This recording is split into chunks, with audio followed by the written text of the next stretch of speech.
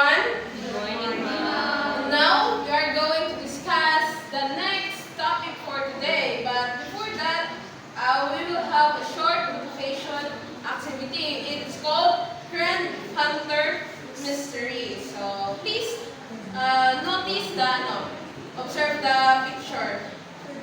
What have you seen? Picture. Sa may nakabutang. Location. Basaha. Cagayan de Oro represent boom. Travel. So, sabot is ang Cagayan daw, kada siyang boom yung eco-travel or daghag nag-book ng mga daghag naggawas ng mga trends sa mga tourist spots, ingana. So, what will happen kung daghag mga turista sa Cagayan de Oro? Hamok tao, taas ang pamaliton, or kanang what happened, daghag kanang mga disadvantage. So, ang pangutana is, what external factors blindsided them?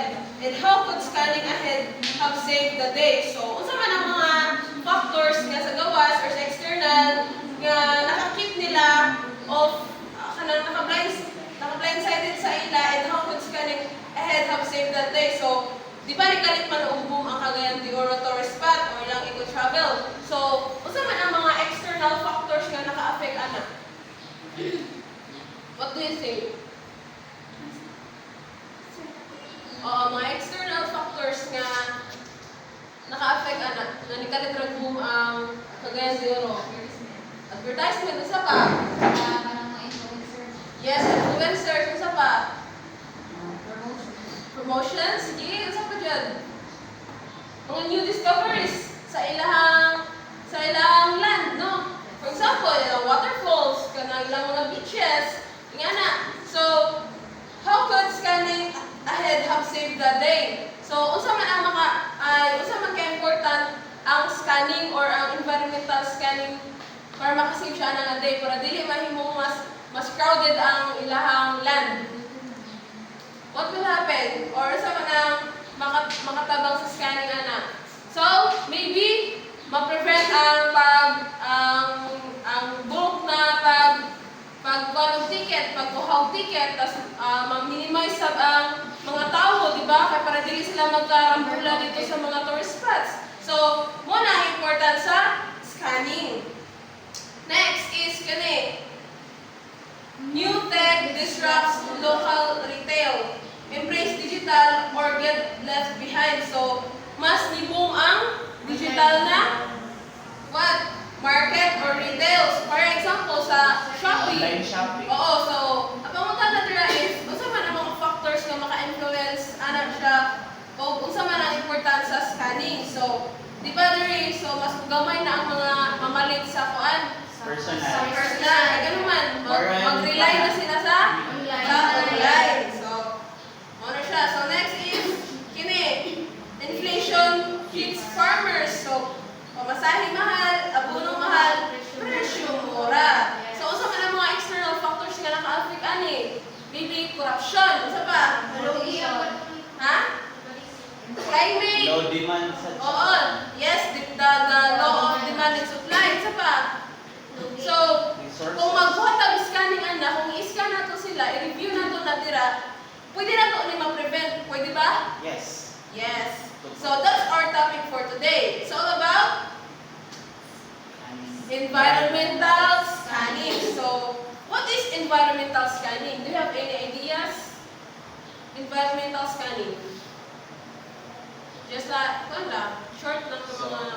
Yes, sir. So when we say environmental scanning, it is a way where we can able to ask or to have a dun din mga survey for us na dili masayang na nato ang mga efforts na tagmove na sa daw. Alright, thank you. Survey. So, may button natin sa survey is Interview. Lingkuna.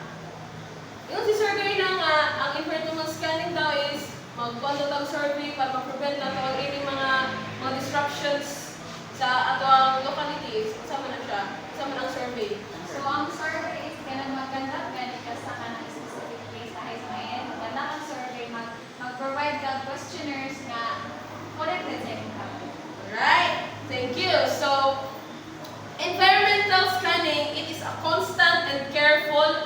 analysis of the internal and external environment of an organization in order to detect opportunities, threats, trends, important lessons, and weaknesses which can impact the current and future strategies of the organization. So, for example, let's say, what do you call that one? Ang mainit. So, the locality of mainit. So, magkantang taog environmental scanning. So, usa man to siya paghimo or usa din ang environmental scanning diay nga kailangan nato siya ikandak sa mainit. So, constant dahil siya or permi ba para ma-analyze nato ang mga internal o external factors. Usa man yung mga internal o external factors diay. So, ato na siya ang mahibalan niya. Kaya para ngano ato na siya himuon kay para ma-detect nato ang mga opportunities, mga threats, mga trends o ang mga important lessons. So, for example, sa mainit, o sa man ang mga opportunities dili nga provide nga nara sa environment, provided by the environment. Like for example, ang fishing. No, opportunities siya dili. Opportunity. Usa man yang threat. Weather condition. Weather condition, water pollution sa ba? Exploitation of fish exploitation. Alright, so usa pa jud kanang overfishing. Overfishing. Overfishing Illegal no. fishing. Alright. So usa pa may mga opportunities diri, like sa farming. Di ba? Daghang tawag na ng rice field diri. So usa opportunities na siya diri. Opportunity. Usa man ang threat niya. Chemical pollution. Yes, chemical pollution sa pa. Weather La Nina. trouble. No, usa pa. Degradation. La Yes, Nina, ma'am. La Nina. Degradation. What? Cell degradation. Yeah, usa pa sir. Demand. Demand, yeah. Integration. Alright. Usa pa man ang mga opportunities diri sa mainit. Kanang provided by the kanang siya sa environment. Like for example, kanang sa mapaso. Tourism. Yes, tourism. So opportunities siya dili Yes, kanang opportunity. hot spring For na no? economic Hot growth. spring. Oh, right. So mga threat ana. Weather gap. Whether usa pa siya dyan, pwede siya ma-overuse or kanang ma-misuse siya sa nag-handle, no? So, nganong hibalan nato na siya, it's because we have the environmental scanning. Kay, kung dili nato na siya studyhan, what will happen to mainit kung dili siya properly na-handle, ma-manage? What will It could happen? be maubos ang ban ba? Deplete ang mga resources, depleting of any resources, no? So, that's why we are conducting environmental scanning in order for us to prevent these mga depleting resources o ma-prevent nato ang mga threats niya. So, and also, makakuha tag mga important na mga lessons o ma-determine nato ang weaknesses o strengths sa mainit. So, mo na siya. And now, so the importance of scanning, environmental scanning. So, number one is strategic decision making. Why it is important man? Natay strategic decision making.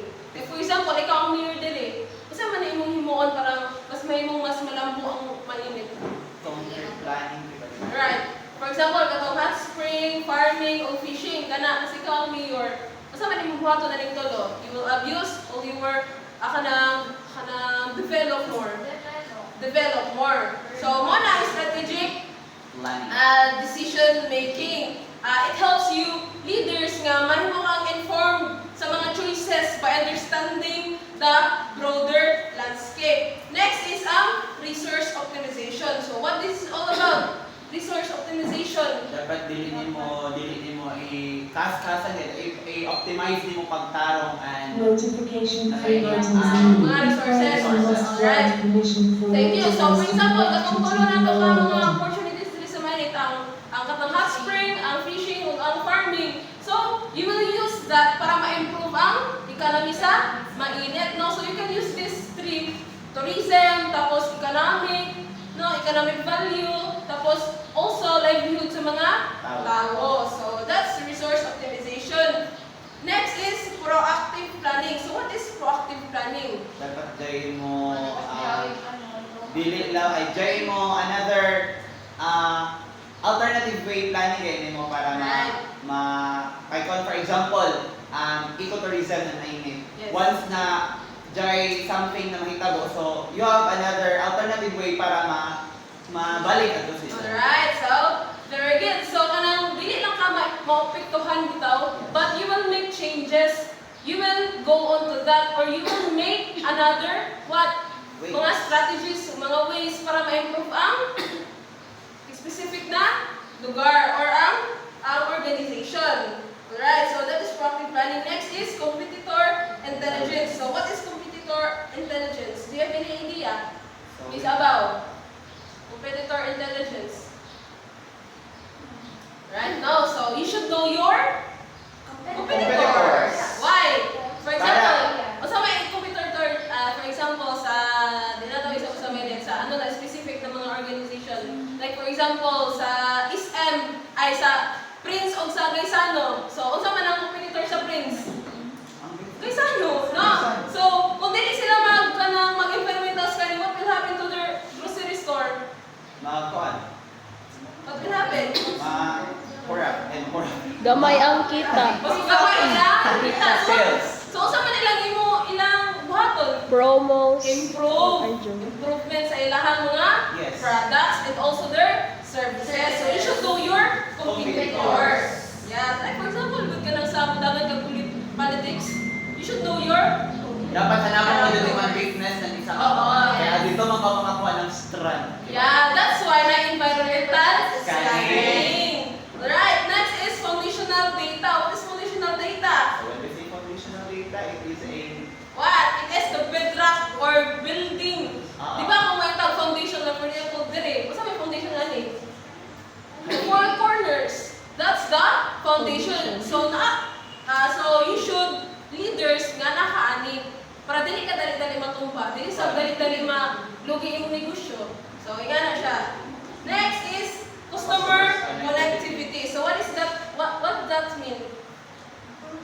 customers connectivity. Yeah. So dapat naka-connection sa mga customers. Ikaw, nag-negosyo ka, tapos gamit mo kayong Robert, ikaw ay good morning ma'am. Yan na. So what will happen to Dapat your sociable negosyo? ka sa iyong mga Yes, tao. dapat magawa sa iyong extrovert. Yes, dapat Yes. magawa sa iyong kabaga na way. Yeah, so you should know your customers. Customers. Para mas muna kayo mong sale, di ba? Correct. Okay. Next is steps in conducting environmental scanning. So, strategic reform. So, what does this mean all about? Same naman this sa strategic decision kay Yeah. iba di mahimo ra pagyapan ng way na Para para ma-improve or So, this is all about collecting data. datas. Yeah. Before ka mag-negosyo sa specific na place, you should conduct environmental scanning. Kung saan mas halinon diri. No? For example, diri sa mainit, magtukod ko kay Sano. Kung lono na ako, makagiran siya ba ko diri or malugi ko?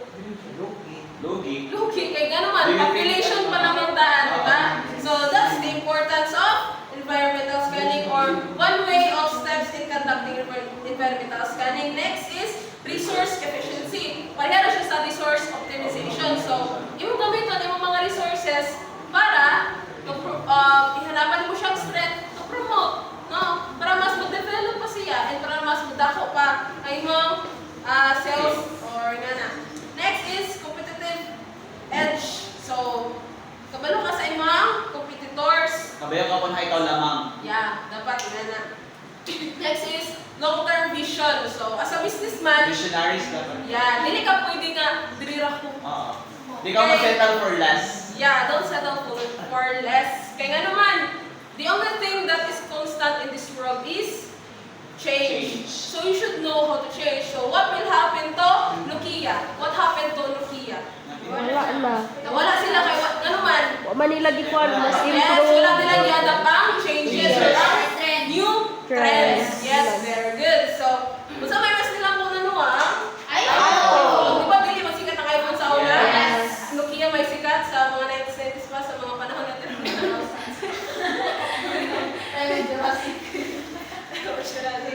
So, ayan na siya. So, dapat naka-long-term vision. So, kung mag-negosyo ka, dapat naka-vision for me. Naka-vision. So, next is customer alignment. So, you should know your customers. So, ay mo ang, for example, mag-businessman ka, tapos ay mo ang product is, for example, dito sa mainit, tapos ay mo ang product, it's all about new technologies, or ka ng mga nanotech, or mga man ka nang dili related sa mainit. Like for example, ka nang dili kayo mo ka nang mainit ba? Dili kayo sila mo ma-adapt sa mga trends.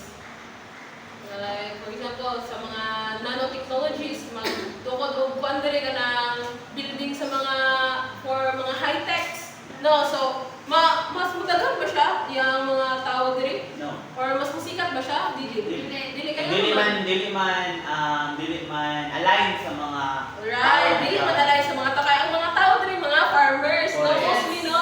Mga farmers. So, kung ikaw gusto ka magtukod og mga negosyo diri, so pwede ka magnegosyo ka sa mga herbicides, Correct. magbaligya ka mga Exactly. seeds. Yeah, so mo na siya. Kanang kabalo ka sa imong customer. You know your customer. Well. Well.